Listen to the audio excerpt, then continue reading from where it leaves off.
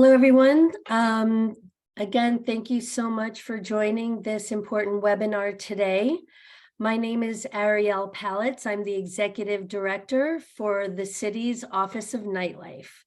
For those of you who don't know, we are a dedicated non-enforcement liaison between the city and the nightlife industry.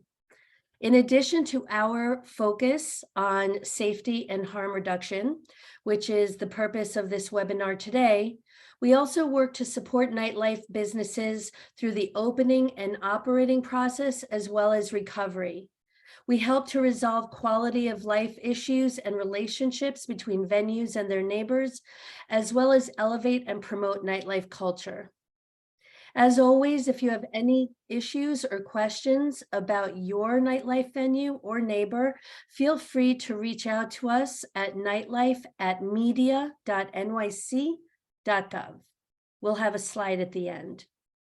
Today's webinar is part of a new series of courses the Office of Nightlife launched called NITE School, or Nightlife Industry Training and Education, which is held both virtually and in person. This is a series to share resources and trainings for owners, workers, as well as patrons, addressing how to best engage with city agencies and how to improve safety and quality of life. You can find out more information about all of our nightlife courses at nyc.gov/NITE School. That's NITE school. The safety and well-being of the nightlife community is a top priority for the office. We know that our nightlife spaces are places where people can look out for each other and where we all do our part to create safer spaces. And that is what we are doing here today, to make sure people know how to party safer. As it is often the case when we are talking about health and safety issues, I want to make sure to note that these incidents, unfortunately, can happen anywhere at any time in any setting, not just nightlife. We're not talking about nightlife problems. We're talking about city issues where we can all just be better prepared. It is important to be as prepared as possible when going out at night or wherever you are. Anything can happen anywhere, anytime. So it's up to us to stay vigilant and to be aware of our surroundings and to be conscious at all times. So we encourage you to be a harder target by taking some of these preemptive measures and to keep yourself safe. That is why we have asked our partners from the Anti-Violence Project, or AVP, to be here tonight to give a presentation on how to stay safe in New York nightlife. And we're excited to partner with them to bring us some tools and tips. But first, before we do that, we're also extremely pleased to be joined by another partner and champion for nightlife safety and the LGBTQ community, my friend, our Councilmember Erik Bottcher. Councilmember Bottcher, thank you so much to you and your staff for being such a strong voice on this important issue. And everyone, please help me welcome Councilmember Bottcher. Oh, thank you so much, Ariel. Really appreciate you and your office for taking a leading role on this issue. I also want to thank AVP for all the work you're doing to help keep people safe right now. I've said that I think New York is in a golden age of nightlife right now. In my district alone, in Council District 3, we've had a number of new establishments open, particularly with the LGBTQ community. We've got a number of queer nightlife establishments that have opened in Hell's Kitchen, and it's been an exciting time, especially after going through the pandemic that we've been going through and all that time inside. It's so great to be out and with other people and experiencing all the reasons why we live here in New York, the electricity in the air and all the excitement. But we've also had some unfortunate incidents, right? And that includes the number of overdoses in New York that have reached all-time highs, and it's been happening around the country. It's been happening here in New York, partly attributed to the presence of fentanyl in all kinds of recreational drugs, and people are dying and getting very sick. So people really need to know the facts about that and be armed with the tools to help keep themselves safe. Also, we've had some really terrible incidents of people being victimized in nightlife venues.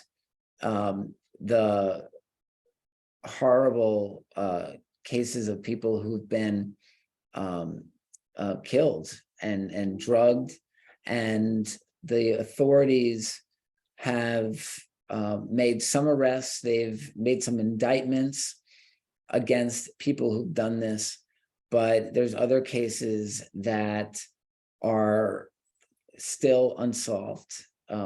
Julio Ramirez and John Umberger, who were both found dead after leaving nightlife venues in Hell's Kitchen. We are still awaiting news on that investigation. And while the authorities assure us that they are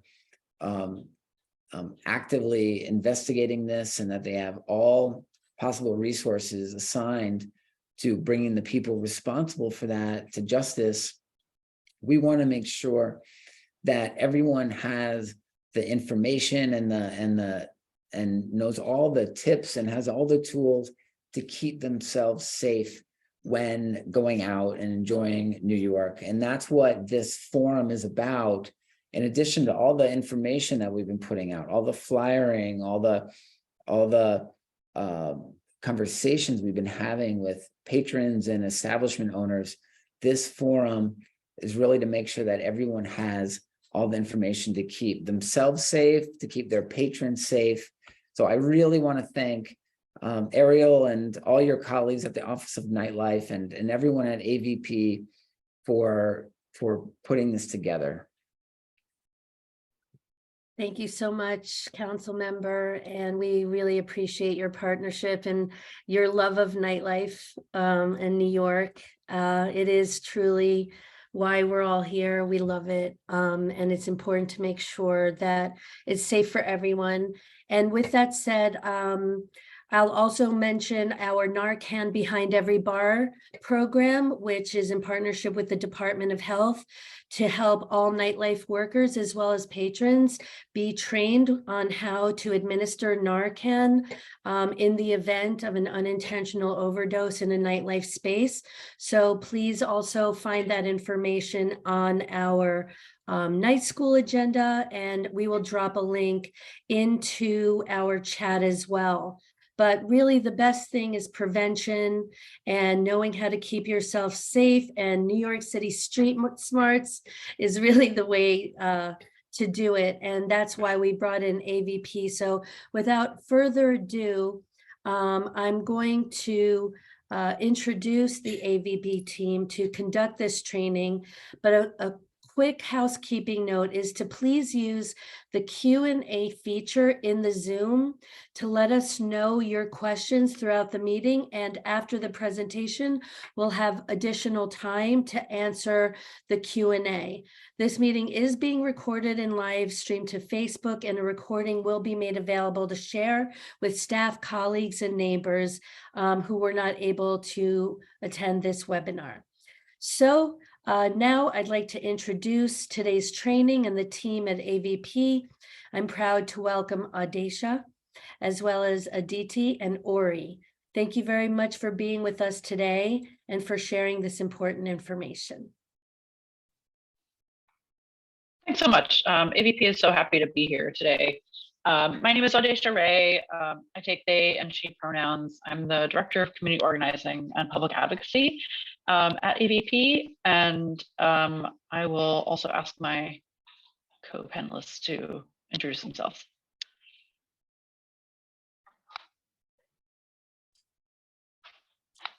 I was waiting for Ori, but Since Ori was probably waiting for me, I will introduce myself to everyone. Hi, everyone. My name is Aditi Bhattacharya. I use she and her pronouns. I'm the Deputy Director of Client Services at AVP, and I am just so happy to be over here. Thank you for having us. Ori, now over to you. Hey everyone, I'm Ori Givens. I'm the Director of Communications for AVP. I use he, him pronouns, and very happy that we could join you all and partner on this really important topic tonight. So just a bit of an overview of how we're going to proceed through about the hour that we have together. So we wanted to share some of the bar safety tips that we have generated over the years, and then also talk specifically about how patrons can use different tips and tactics to stay safe, to think through how they want to move through the world in nightlife. And then we're also going to talk a little bit about safety planning for venues. So if you are a bar manager or a nightlife host, that section is for you. We also will talk a little bit about how we look out for each other and some de-escalation tactics. So this is being safe in bars right now is a extremely complex and sensitive topic, because we know that we're talking both about the situation that has been ongoing in Hell's Kitchen, with folks being drugged and assaulted and robbed. And we are also talking about the bigger picture of safety of our LGBTQ spaces, particularly in the wake of the shooting in Colorado Springs.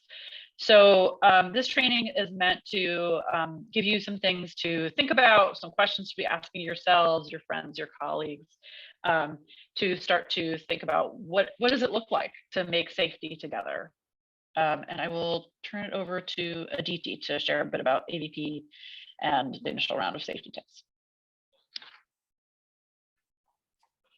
Sure thing. So a little background about who we are and what we do. AVP is the largest organization in the country right now that does anti-violence work, that serves LGBTQ and HIV impacted survivors of all kinds of violence. You can see our mission over here states that it is to empower LGBTQ and HIV affected communities and allies to end all forms of violence. And we do that through organizing, through education, through direct support of survivors, through counseling and advocacy.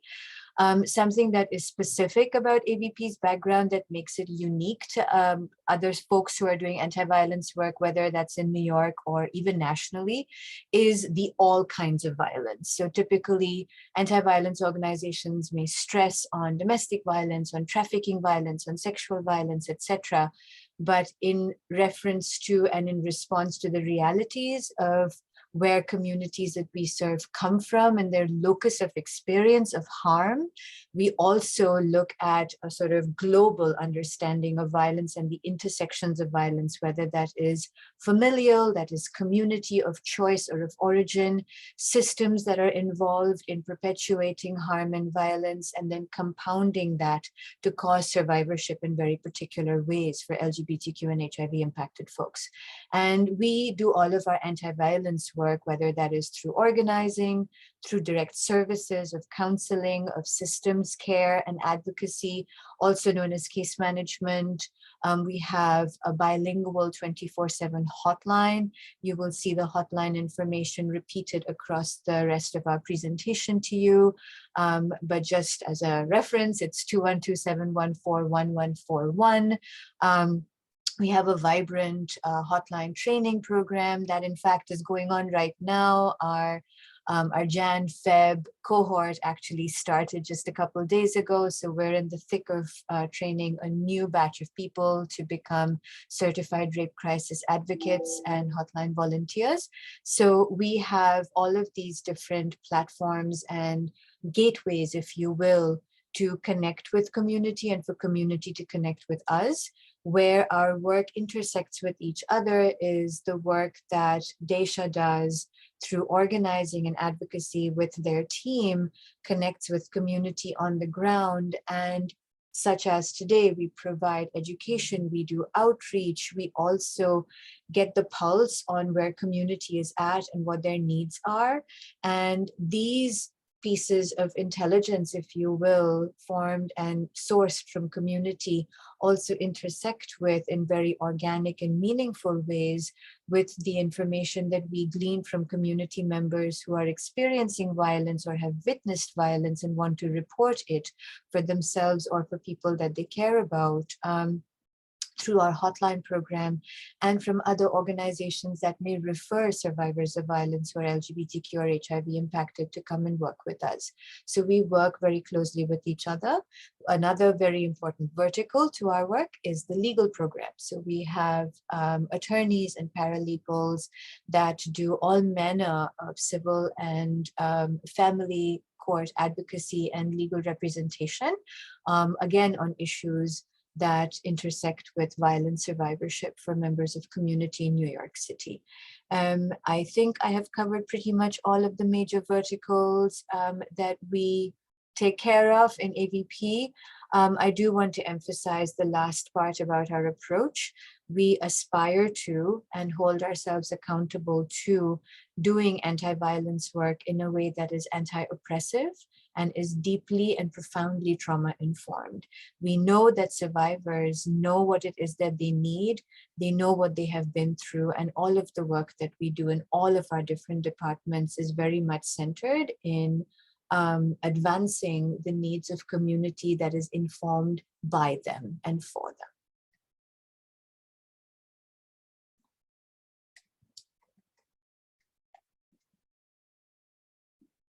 Who should I be kicking it to next? Oh, it's still you. Okay, it's still me. All right. So a little bit about the safety tips. In the spirit of doing the work, something that we do sort of as the ground up in all of our outreach work, anti-violence work, is really understanding practical and community-centric ways that respond to the needs of community and how to keep themselves safe. So in the space of nightlife, knowing as where we are right now and how we're located, both in the vibrancy of nightlife that the council member mentioned, and also the very real reality of the many spaces and the many ways in which this exposure to an engagement with nightlife can also open us up to all manner of risk. Some of the techniques and some of the tips that we're offering you right now are understandably super practical. And some of it is fairly self-explanatory. Use your tech and alert your friends of where you are. The alerting, and this is something that has come up if any of you have been involved in any of the movements and the activism work that has been so vibrant in the last 3-4 years, this is something that has come up in those spaces as well and is therefore informed by the same. You may have a couple of people you consider chosen fam, or you consider people that you are close to. Let them know where you're going. Let them know from time to time where you are. Let them know if you are okay.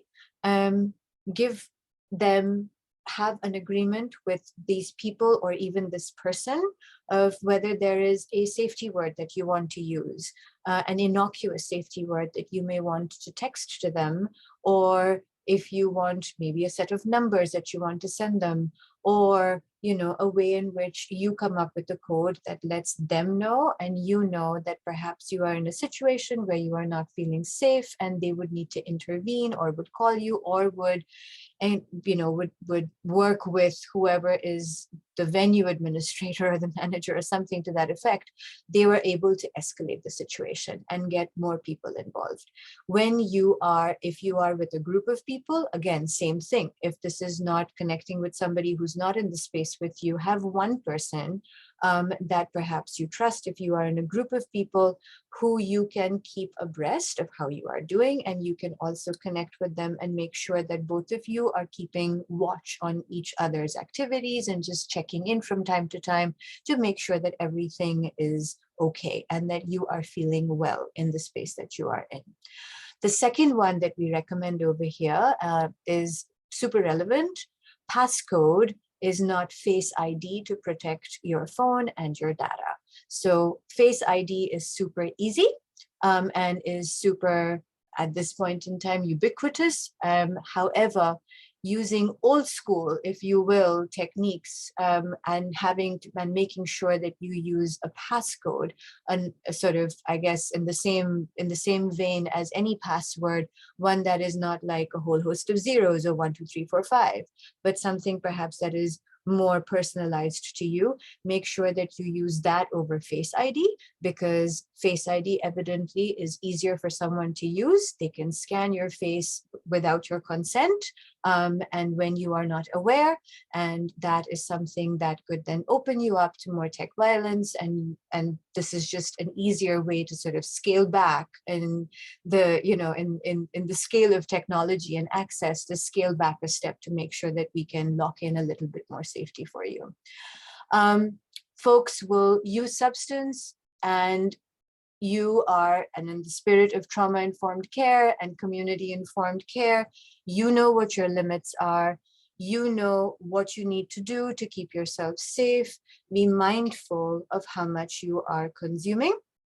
And if you are deciding that you are going to consume more, then again, going back to safety tip number 1, make sure that someone that you trust and you can stay in contact with is able to make sure that they check in on you, so that your whereabouts are known, your status is known, and you are as grounded and as situated as can be in that particular space. And the last one really is the most important in all of our trauma work. I am a clinician and I work with clients and with community members in direct services. And this is something that comes up in all of our counseling and hotline work multiple times. One's gut does not lie. So if you are in a situation where you are not sure of who you are with, if you get what I call itchy tummy, trust itchy tummy. If you are feeling somewhere in yourself, in your body, that something is not feeling right, then trust that instinct. All of us in community who are in public spaces and have been in, you know, and live vibrant social lives, we know if something is off. And that gut instinct really is something that one can never underestimate the value of. So if you feel like something is off, again, going back to safety tip number 1, whoever is your safe person, let them know. And I guess, yeah, just follow your gut instinct. And something that I want to also include over here, and I know that this will come up in our in the later parts of our conversation, is feel free to connect with AVP. Our website has easy access for people to report if something is going on for them, our hotline, and we also have text chat available on our hotline. Know that there is always availability for you to contact the hotline and to speak live to a person who is able to then in the moment safety plan with you as well. We have had people who have contacted us from the bathroom or have gone into a separate room or a separate space. And I can also say that even our hotline volunteers, in fact, one of my direct supervisor and one of our oldest serving staff members, if you will, with AVP. She joined as a volunteer herself with AVP for the hotline and is now the director of client services. She has taken calls when she was in nightlife as well. So members of community are doing community stuff when they are also addressing hotline calls. And so you can rest assured that if you contact us, you will speak to somebody live who will be able to actually connect with you in the moment and can do some very on the ground practical safety planning for you if you are unable to reach your safe person.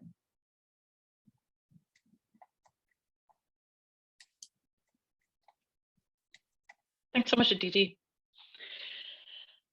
So those tips that Aditi shared are also available in a tip sheet that has a couple of additional pieces of information on it on our bar safety landing page on our website. We'll drop a link to that. You can download a pretty version of the tip sheet. And also, if you work in nightlife, we're going to share some more information about how you can access deeper resources to support your patrons and staff and other people in the space.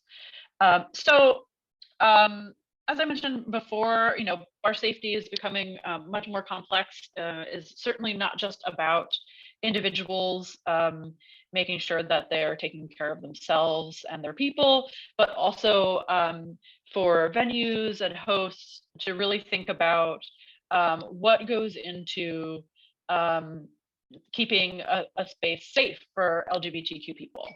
So we wanted to share a little bit from some of the venue safety planning work that we've been doing over the past couple of years. One thing I'll say about this is that this is also an entire training of its own. If you are a host or a manager of a nightlife venue, AVP is happy to come through your space and do training with staff, hosts, community members, and we'll also share that link that can be accessed from the bar safety link. Ori, I think there's a drop-down thing that's happening that's blocking out the screen. So in thinking about venue safety planning, there are kind of three main things that we encourage staff and hosts and managers to think and talk about amongst themselves, amongst the folks who are making decisions in your space, and also your staff, so folks are informed about the conversations that you're having. Really the most basic, most useful, and honestly most overlooked piece of doing safety planning for your venue or your event is having that kind of like internal map, or even like drawing it out on a whiteboard or a chalkboard or something, of who are the community members and the neighbors around your venue that could be called on for support. And particularly in thinking about off hours, nightlife, how would you connect with folks? Like, is there, I know that next door can be a pain, but is there other ways that you connect with other folks in the neighborhood who know your venue, support what you're doing, and are concerned about the safety of your space? So just talking to people, even having like a WhatsApp with some of the other bars in the area, I think is really helpful, because that way you can share information about, like, if there's a problem patron who has been circulating, or a pattern of robberies or other things that folks have been seeing locally. Just sharing that information among each other is super, super helpful. The second thing that we advocate that folks do is something called a venue environmental scan. And this is something that AVP can also walk alongside you in doing. And so this is basically just thinking about, we all have fire safety plans also in place, but thinking about, like, what are the entrances and exits, who's on staff on a typical night, how do you communicate with them on the floor, and really thinking about the kind of little quirks of your space, and in the worst case scenario event, even thinking about how would you do an emergency exit? Where are there places where folks could hide or create a barrier? Is that the bar? Is that tables or some other part of the space? So that's one of the things that folks think about when they're doing that venue environmental scan. And the thing that's tricky about scanning the space is that a lot of our spaces change on a very regular basis, depending on what kind of event is happening. So it's something that needs to be done on a regular basis to really think about, okay, the way we have it configured tonight means a different thing for how people move around the space. The last thing that we strongly encourage folks to talk about within their staff and communities is, what are your thoughts and feelings about involving the police? The police in New York have a long history of anti-BIPOC and anti-LGBTQ actions. A lot of us know that the police are not necessarily there to support us. And a lot of us have had great success with involving the police and helping them to keep us safe. One thing to be aware of is that in New York City, there is LGBTQ NYPD liaison who can be very helpful if you, particularly if you contact them in advance. They're not the folks that come when you call 911, but when you reach out to them and reach out to Community Affairs, has an LGBTQ unit.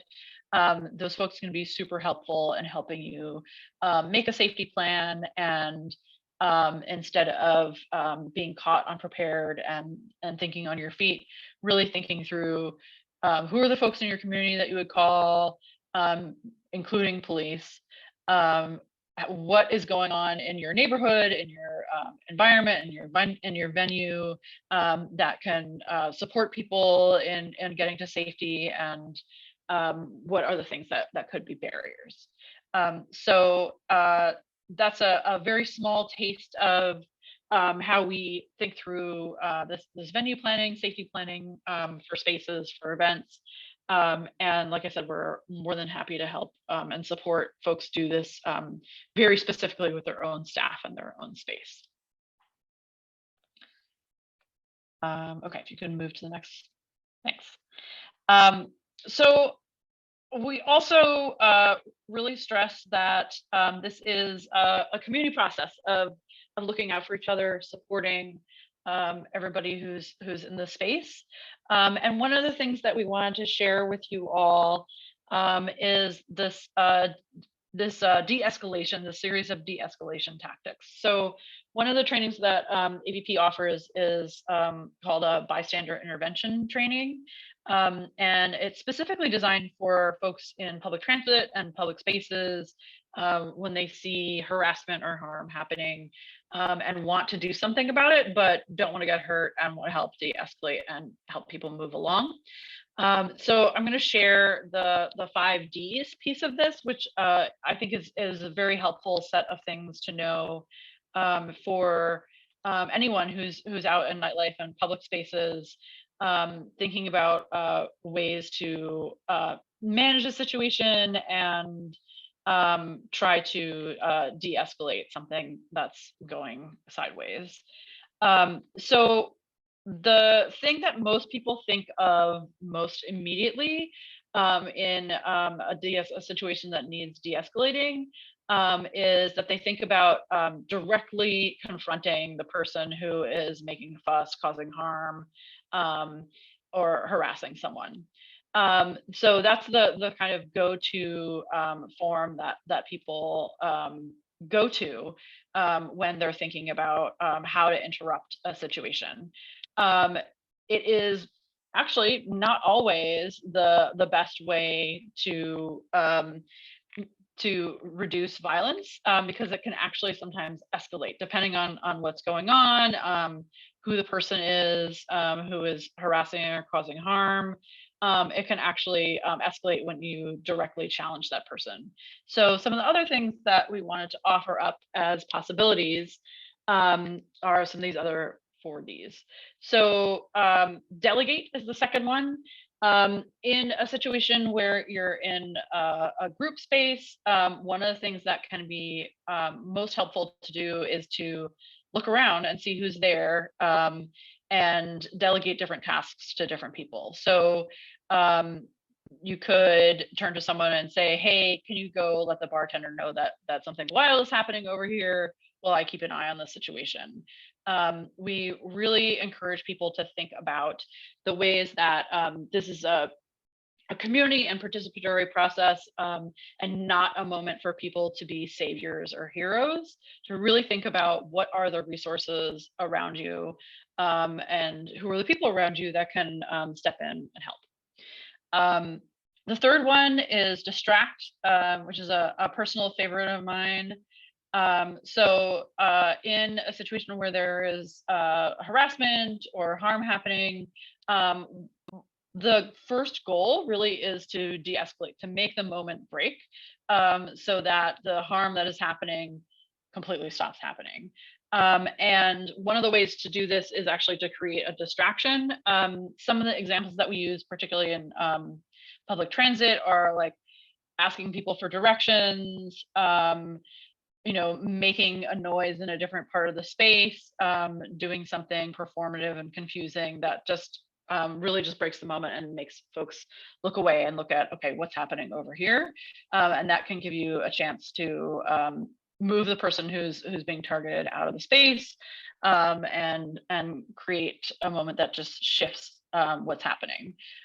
In any kind of situation where there is harassment or harm happening, the goal is not actually to get the person doing harm to see the error of their ways, it's just to get it to stop. And distractions can be very helpful in that way. The fourth one, delay, is really focused on kind of doing aftercare. So one of the things that is really important to think about when a situation is unfolding is how to make sure that the person who's receiving the hate knows that other people are there for them. So this can be used in conjunction with a lot of the other strategies, and can help folks to just kind of check in after something has been de-escalated to see how they're doing, what kind of support they need. And really it can just be as basic as, hey, I saw that was fucked up. I'm here if you want to talk it through. Or do you need support getting home, or anything like that. The last one is document. And this is, in the age of everybody having a camera on their phone, something that is extremely prevalent. One of the things that we really encourage is that documenting a situation playing out can be very helpful. And also the person who is being targeted, the person who's the survivor of a situation, should be asked about what they want to happen with this. They might not want to upload something to the internet immediately. They might want to sleep on it. They might want to send it to friends to share, or just think about how they want to use it, or think about if they want to use it and sending to press, or they're a city council member or anything like that. So part of the process of doing this work is really supporting the person who's being harmed and making some decisions about what they want to happen to restore their sense of safety.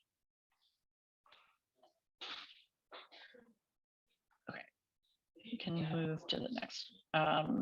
Move to the next one. So before we get into giving people space for questions, I wanted to share one of the upcoming things that AVP is working on. So in addition to offering trainings and support for both people who are attending nightlife venues and people who run them, in the form of trainings like this one and the more specific ones that you can access for your particular space, Ori has put together a really great set of resources that can be distributed to your space, so we can have them posted up in your space. So we have these great posters that are good for hanging near bathrooms or other waiting spaces that have information about the AVP hotline, as well as QR code for folks to link to information about getting support. We've also created bar coasters, drink coasters that we can distribute, as well as stickers with information about the AVP hotline and our bar safety tip sheets. So if you work at a venue that would like a package of these, we are doing a bar safety kit making night next Wednesday, February 8th, in the AVP space. And so you can use this email, community@avp.org, either to RSVP and say that you want to come and help assemble some kits, or if you work at a venue and would like a package to be delivered to you with all this stuff in it, you can also email that email address, and we will get them on their way to you after next week. One more slide to go.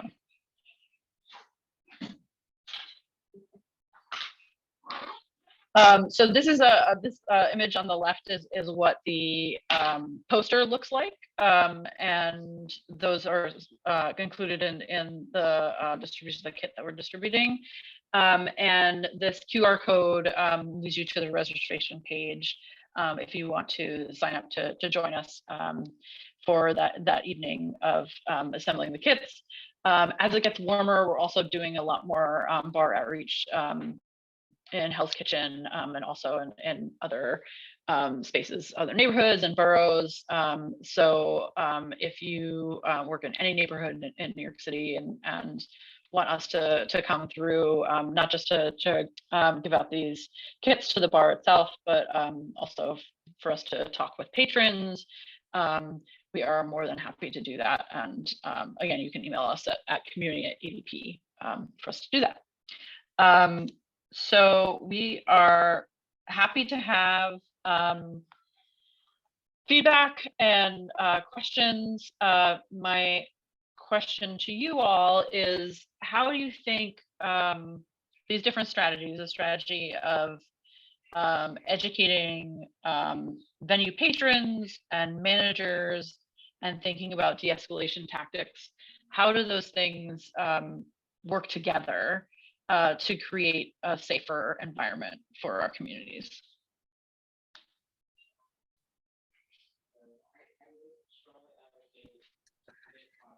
Well, thank you so much for this extraordinary and important presentation today by AVP.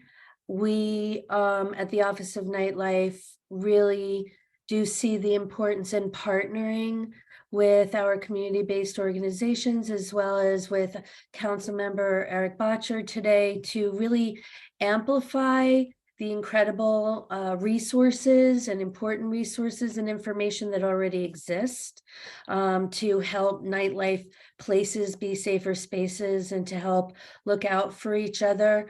Our purpose really is to gather this information and amplify it. We all know that nightlife is really an asset to our city, and not always as it's historically been perceived as a liability. And these conversations and presentations are extraordinarily important now more than ever, as they say, especially as our vibrancy is coming back. And I'm not sure if we have any questions right now, but what's important is that people know how to reach you and how to reach us, whether it be on creating safer spaces for the LGBTQ community, learning how to use Narcan, and making sure we have them behind the bar, bystander training for harassment prevention, active shooter response training, and also just helping businesses navigate city bureaucracy to make sure the industry and community know that they're supported and loved and cherished by our city. Yes, we have, you've dropped in some requests for training information. You want to share what you just shared in the chat, please? I don't know who dropped it in. Aditi? Oh, yeah, that was me. No, just to share it out with the full group.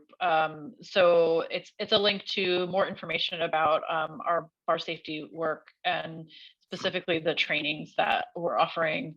And so folks can go ahead and access that on the website. You can also use our website to report incidents of violence. So it's not just the hotline. You can also do that online. So those are different ways that folks can access AVP. And I'm going to drop the hotline number one more time as well. So folks have that and can paste that into their phone. Ori loves to ask people to just save the hotline number in their phone. So I think, we hope that you never have to use it, but it is there. The other thing that I'll say about the hotline too is that folks think of EVPs as being accessible when folks are in active crisis, but actually one of the reasons that folks call the hotline most regularly is to get help with safety planning that's specific to the situation that they're in and what their life looks like. So that's a really helpful resource, and doing some safety planning can help support you and making choices you need to make to move through life. And so you do not need to be in active crisis to access AVP services.